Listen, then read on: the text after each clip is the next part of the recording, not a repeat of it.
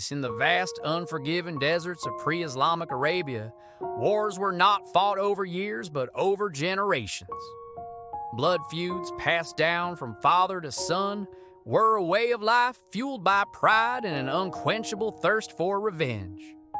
In this world of clashing swords and endless conflict, one man stood apart. His name was Zuhair ibn Abi Sulma, and his weapon of choice was not a spear but poetry. Zuhair was one of the most revered poets of his time, a man known not for his battle cries, but for his profound wisdom and the calm, measured rhythm of his verse. He lived during the infamous War of Dahis and Al-Gabra, a brutal conflict between the tribes of Abs and Dubian. This war, sparked by a dispute over a horse race, raged for 40 long years, consuming lives and resources, leaving a trail of sorrow and destruction in its wake. While others stoked the flames of hatred, Zuhair watched the senseless bloodshed with a heavy heart. He saw the futility of it all, the cycle of violence that only bred more violence. He understood that true honor wasn't found in avenging the dead, but in protecting the living. He believed that peace, not war, was the ultimate expression of strength and nobility. So, when two noble chieftains from the Dubian tribe, Harim ibn Sinan and Al-Harith ibn Auf, decided to end the war, Zuhair saw his moment. These men were not poets or philosophers. They were leaders who were tired of the fighting. They took it upon themselves to pay the blood money for all the casualties, a staggering sum of 3,000 camels, paid from their own personal wealth. This was an act of incredible generosity and courage, a gesture that finally broke the cycle of revenge. Inspired by this noble act, Zuhair composed a masterpiece. He didn't write a poem praising warriors or celebrating victory. Instead, he wrote an ode to peace. He praised Harim and Al-Harith, immortalizing their names and their selfless deed.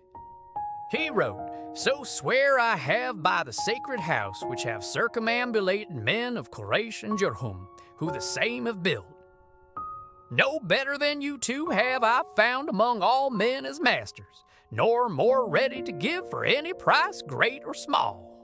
His poem was a powerful reminder of the true cost of war. He described war as a grinding millstone that pulverizes everything it touches. He wrote, "War is naught but what you have known and tasted. It is not a matter of tales and guesswork. When you stir it up, you stir up a thing accursed. It becomes ravenous when you provoke it, and it fiercely blazes."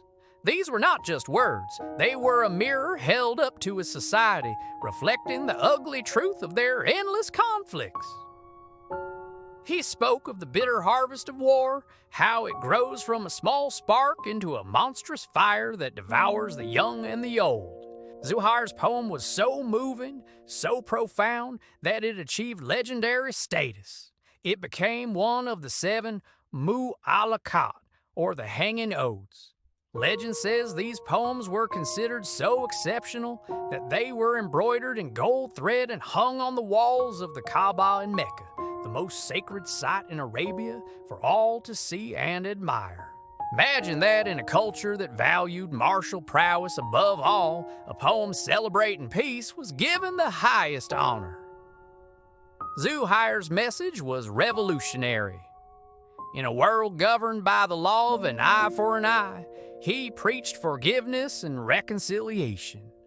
He argued that true nobility lay not in retaliation, but in rising above the thirst for vengeance. His poetry wasn't just beautiful, it was a moral compass for his people. He showed them that words could be more powerful than swords, that a verse could heal wounds that a blade could never mend.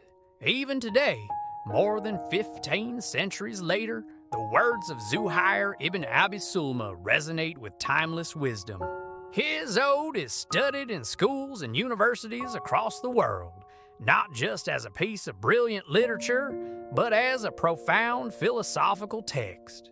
It's a testament to the idea that even in the harshest of environments, in the midst of the most brutal conflicts, the human spirit can yearn for peace and find a way to achieve it. Zuhair ibn Abi Sulma wasn't just a poet.